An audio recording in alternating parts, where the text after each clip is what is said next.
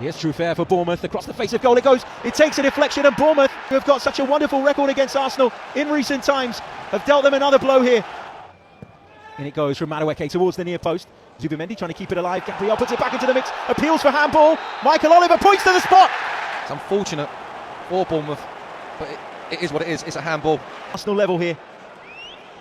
It's Victor Gyökeres for Arsenal, scores!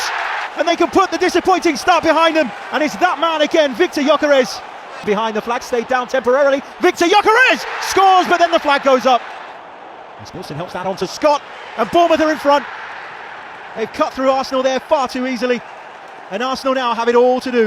ሰላም የተወደዳችሁ እንዴት ናችሁ? በሳምንቱ የተደረጉትን ወሳኝ የፕሪሚየር ሊግ ጨዋታዎችና በዋንጫ ፉክክሩ ላይ ያሉትን አርሰናልና ማንቸስተር ሲቲን የተመለከቱ ርዕሰ ጉዳዮችን እያነሳን እንቆያለን።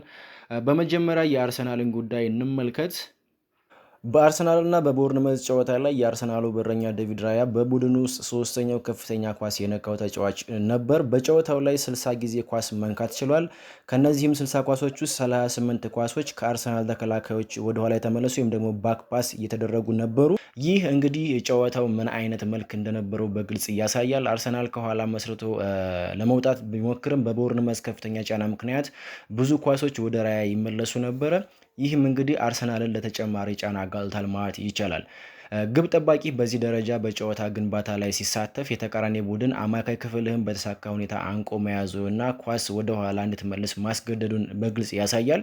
የቦርንመዝ ከፍተኛ ጫና ወይም ደግሞ ሃይ ኢንተንሲቲ ፕረስ ውጤታማ ከመሆኑ የተነሳ የአርሰናል ተከላካዮች ሙሉ በሙሉ ኳስን ወደ ኋላ ከመመለስ ውጪ ሌላ አማራጭ አልነበራቸውም። በአርሰናል በኩል ወደፊት የሚሄዱ የሽግግር ኳሶች ቶሎ ይበላሹ ነበር። አርሰናል በራሱ የሜዳ ክፍልና በመከላከያ ቀጠና ውስጥ ለረጅም ጊዜ ይቆይ ነበር።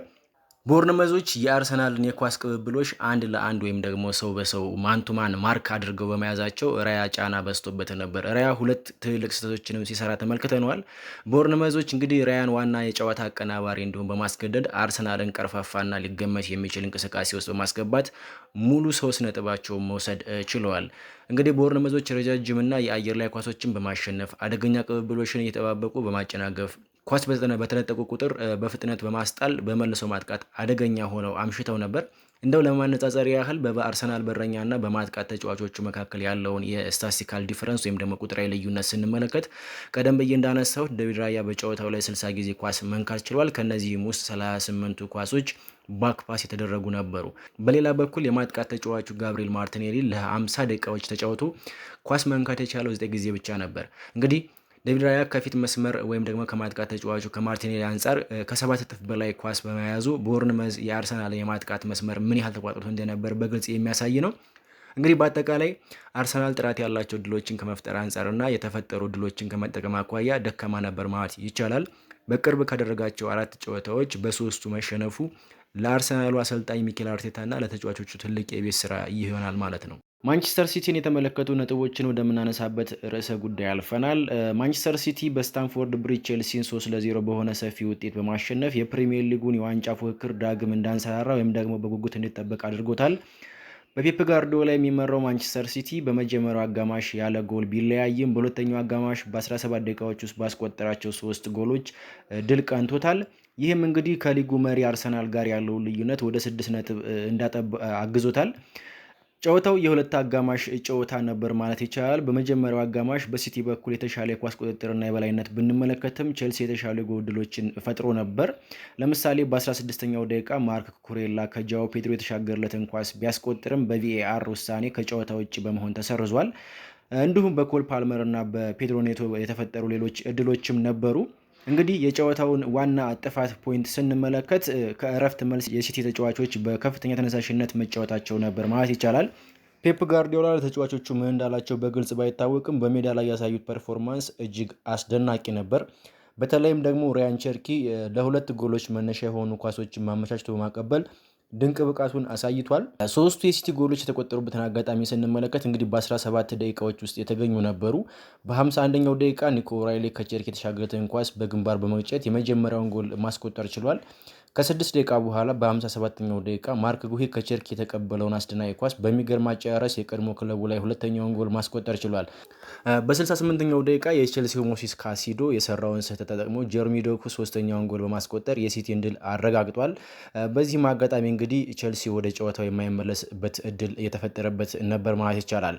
ሌላው አስገራሚው ነገር የሲቲ ተጫዋቾች 3 ጎል አስቆጥረውም አልበቃቸውም ነበር። ሌላ ተጨማሪ ጎል ለማስቆጠር ሲጣደፉና ሲያጠቁ ተመልክተናቸዋል። በጨዋታው ላይ በአብዛኞቹ መለኪያዎች ማንቸስተር ሲቲ ብልጫ ነበረው። ለምሳሌ በኳስ ቁጥጥር፣ በጎል ሙከራ፣ በኤክስጂ፣ በኮርና ኳሶች፣ በተቃራኒ ፍጹም ቅጣት ምት ሳጥን ውስጥ ብዙ ኳስ በመንካት በእያንዳንዱ ቁጥራዊ መለኪያ ማንቸስተር ሲቲ ፍጹም የሆነ የበላይነት አሳይቷል። ታዲያ የሳምንቱ ውጤት በዋንጫ ፉክክሩ ላይ ያለው ተጽዕኖ ምን ይመስላል የሚለውን ስንመለከት እንግዲህ የማንቸስተር ሲቲና የአርሰናል ውጤት በመለያየቱ ምክንያት የውድድር ዓመቱ ወደ ማጠቃለያው ሲቃረብ የዋንጫ ፉክክሩን መልክ በእጅጉ ቀይሮታል ማለት ይቻላል። አርሰናል ቅዳሜ ዕለት በቦርንመዝ 2-1 በሜዳው መሸነፉን ተከትሎ ማንቸስተር ሲቲ አንድ ተስተካካይ ጨዋታ እየቀረው ልዩነቱን ወደ 6 ነጥብ ዝቅ አድርጎታል። እንግዲህ ቀጣይ ሳምንት የሚደረገው ወሳኙ ጨዋታ በጉጉት እንዲጠበቅም አድርጎታል።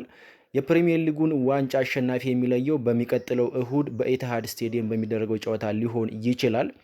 ስለዚህ ቀጣይ እሁድ በማንቸስተር ሲቲ እና በአርሰናል መካከል የሚደረገው ግጥሚያ የሞት ሽረት ጨዋታ ነው ማለት ይቻላል። ምክንያቱም ማንቸስተር ሲቲ ካሸነፈ አንድ ቀሪ ጨዋታ እያለው ልዩነቱን ወደ 3 ነጥብ ዝቅ ማድረግ ይችላል። እንዲሁም አርሰናል በኩሉ ማሸነፍ የሚችል ከሆነ ዋንጫውን ለማንሳት እድሉን ያሰፋል። ስለዚህ የእሁዱ ጨዋታ የ6 ነጥብ ጨዋታ ነው ማለት ይቻላል። አንድ አርቲክል እያነበብኩኝ ነበር። አርቲክሉ አርቴታ በተለያዩ ውድድር ዓመታት ውስጥ በወራቶች ያለውን የማሸነፍ ንጻሬ የሚያመላክት ወይም ደግሞ የሚያት ነበር። ታዲያ አርሰናልና ሚኬል አርቴታ ከሁሉም ወራቶች በኤፕሪል ድል አይቀናቸውም ይላል አርቲክሉ። አርቴታ ዝቅተኛውን የማሸነፍ ንጻሬ የሚያስመዘግበው በኤፕሪል ወይም ደግሞ በሚያዝያ ወር ነው ይለናል። ታዲያ አርሰናል ከሰሞኑ እያስመዘገበ ያለውን ውጤት ስንመለከት ይህ ነገር እውነት ይሆን እንዴ እንድንል ያደርገናል። በሌላ በኩል ፔፕ ጋርዲዮላ ከፌብሩዋሪ ወር ጀምሮ በአፕሪልና በቀሪዎቹ ወራቶች ብዙ ጨዋታዎችን ያሸንፋል፣ ብዙ ነጥቦችንም ይሰበስባል። ጋርዲዮላ የስኳዱን ጥልቀት በደንብ በመጠቀም የሚታወቅ አሰልጣኝ ነው። ለዚህም እንግዲህ የትናንትናው ጨዋታ ትልቅ ማሳያ ነበር። በመጨረሻም የቼልሲን ሁኔታ እንመልከት። እንግዲህ በሊያም ሮዚነር የሚመራው ቼልሲ በተከታታይ ለ3ኛ ጊዜ መሸነፉ በደረጃ ሰንጠረዡ 6ኛ ላይ እንዲቀመጥ እና ከሻምፒዮንስ ሊግ ተሳትፎ ፍክክር እንዲርቅ አድርጎታል። አሁን ላይ እንግዲህ ቼልሲ ከቶፕ 4 ይልቅ ለቶፕ 8 የቀረበ ይመስላል። በቀሪዎቹ ጨዋታዎች ላይ የተሻለ ውጤት ማስመዝገብ ካልቻለ ሊያም ሮዚነር እና ቼልሲ መለያየት ዕድላቸው ሰፊ ሊሆን ይችላል።